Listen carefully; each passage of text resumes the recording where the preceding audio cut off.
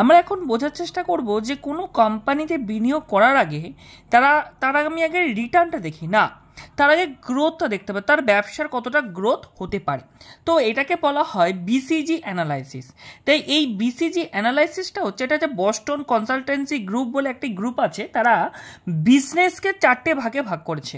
কি প্রথমত প্যারামিটার নেওয়া হচ্ছে রিলেটিভ মার্কেট শেয়ার, অর্থাৎ যে ব্যবসাটা তার ইন্ডাস্ট্রিতে কত মার্কেট শেয়ার রয়েছে বা ইন্ডাস্ট্রিটা কীরকম মার্কেট শেয়ার রয়েছে, মানুষের মধ্যে কীরকম প্রাধান্য পেয়েছে কোম্পানি। আর একটা হলো মার্কেট গ্রোথ, অর্থাৎ সেই যে কোম্পানিটার গ্রোথ কতটা হচ্ছে, ঠিক আছে, কম হচ্ছে না বেশি হচ্ছে না পসিবিলিটিস রয়েছে, সেটা হলো মার্কেট গ্রোথ। এবার সেখানে হাই লো দিয়ে একটা প্যারামিটার তৈরি করেছে, অর্থাৎ ধরুন কোনো একটা বিজনেসের তার মার্কেট শেয়ারও প্রচুর, কোনো একটা বিজনেসের মার্কেট শেয়ার প্রচুর ক্যাপাবিলিটি রয়েছে, ধরুন তার মিনিমাম ধরুন $20 বিলিয়ন তার মার্কেট শেয়ার রয়েছে, ঠিক আছে, তো তার গ্রোথ রেটও হাই রয়েছে।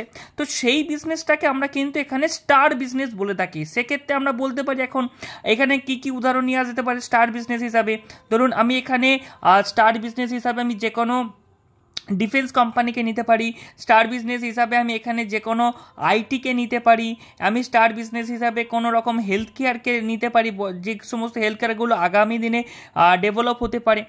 এবার ধরুন কোনো একটা কোম্পানি, সেখানে কি দেখা যাচ্ছে যে তার যে রিলেটিভ মার্কেট শেয়ার, তার কিন্তু মার্কেট শেয়ার অনেক হাই, তবে তার মার্কেট গ্রোথ রেট নেই, অর্থাৎ সে অলরেডি অ্যাচিভ করে ফেলেছে, লাইক নেসলে, ডাবর, এরা কিন্তু অলরেডি গ্রোথ অ্যাচিভ করে ফেলেছে। এবার এরা হচ্ছে ক্যাশ কাউ, অর্থাৎ আপনাকে ক্যাশ জেনারেট করে দেবে। যেমন ধরুন রিলায়েন্স গ্রুপের মধ্যে তার যে পেট্রোকেমিক্যালের ব্যবসা রয়েছে, সেটা হলো ক্যাশ কাউ, অর্থাৎ রিলায়েন্সের যে পেট্রোকেমিক্যাল সেটা যা গ্রোথ অ্যাচিভ করে ফেলেছে, কিন্তু রিলায়েন্সের জিও যে টেকনোলজির উপরে যে 5G নিয়ে আসছে, এটা কিন্তু স্টার বিজনেস, অর্থাৎ তার মার্কেট শেয়ার এখনও গ্রোথ করার জায়গা আছে। এখন 5G আছে, কাল গিয়ে 7G আসবে, পরশু গিয়ে 9G আসবে। তো বিষয়টা হচ্ছে এটা একটা কন্টিনিউয়াস প্রসেস হচ্ছে, যেটা আমি অলরেডি বিজনেস লাইফ সাইকেলে পড়িয়েছিলাম, আপনারা যদি না দেখেন অবশ্যই পূর্বের পোস্টে দেখে নেবেন। নেক্সট হচ্ছে একটা হলো কোশ্চেন মার্ক, অর্থাৎ ধরুন কোনো একটা শেয়ারের মার্কেট শেয়ার এখন আননোন আছে, কতটা মার্কেট শেয়ার হতে পারে সেটা কিন্তু এখনও আমরা মাইক্রো ইকোনমিক বা ম্যাক্রো ইকোনমিক কোনো রকম আলোচনার মাধ্যমে আমরা এটা পাই না যে তার মার্কেট শেয়ার কতটা রয়েছে, এবং তার গ্রোথ কিন্তু হাই হচ্ছে। যেমন আমরা দেখতে পাচ্ছি যে সমস্ত ড্রোন কোম্পানিগুলোর যে মার্কেট শেয়ার, আমরা জানি না যে ড্রোন কোম্পানিটা আগামী দিনে কীভাবে ইম্প্যাক্ট ফেলবে, বা আমরা বলতে পারি এআই, আর্টিফিশিয়াল ইন্টেলিজেন্সের যে রোবোটিক্সের পোর্শনটা আগামী দিনে কতটা মার্কেট শেয়ার তৈরি করতে পারবে, এটা কিন্তু বলাটা একটু ডিফিকাল্ট। সেক্ষেত্রে কিন্তু এআই এর যে সমস্ত কোম্পানি রয়েছে তার গ্রোথ কিন্তু অনেক হাই দেখা যাচ্ছে, তাই এটাকে কোশ্চেন মার্কে রাখা গেছে।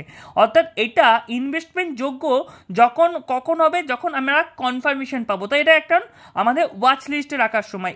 এরকম কোম্পানি বহু রয়েছে, যেমন ড্রোন মেকিং যে কোম্পানিগুলো রয়েছে, যারা ড্রোনের উপরে কাজ করছে বা যারা ওই আরপিটিও লাইসেন্স প্রোভাইড করছে ড্রোনের, তারাও এখানে পরে একটা এসএমই কোম্পানি আছে, নামটা এখন কারেন্টলি আমি ভুলে যাচ্ছি, তো সেই কোম্পানিটাও কিন্তু এর মধ্যে পড়বে।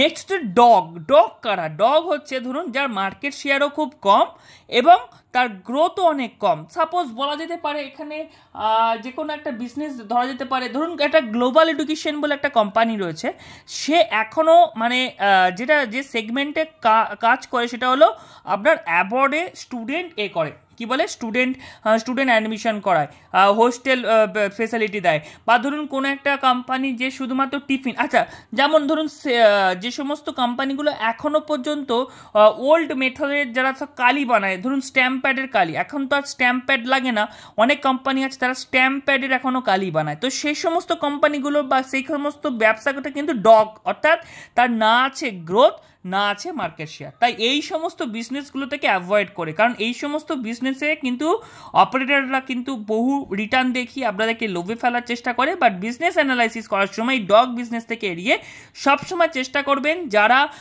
টপ মুভিং সেক্টরকে ক্যাপচার করতে চাইছেন তারা এই সেক্টরে আসার চেষ্টা করবেন, অর্থাৎ স্টার সেক্টরে, যে সেক্টরটা আপনার আগামী দিনে একটা অলরেডি গ্রোথও হচ্ছে এবং মার্কেট শেয়ারও বহুত রয়েছে।